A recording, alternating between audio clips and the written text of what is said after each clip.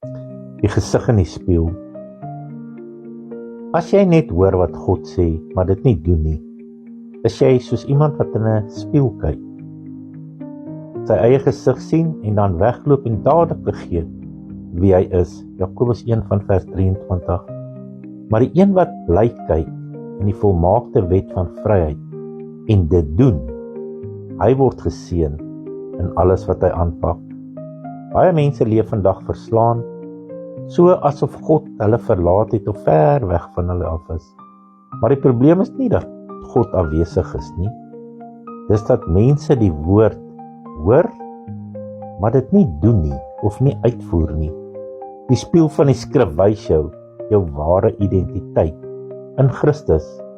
Jy kan dit vergeet of jy kan dit uitleef. Die keuse is eenvoudig. Vergeet en verloor jou identiteit, of doen en word verander in sy beeld, van heerlikheid tot heerlikheid. Moenie net 'n hoorder wees nie, wees 'n doener, sodat jou lewe die lig van Jesus kan weerspieël.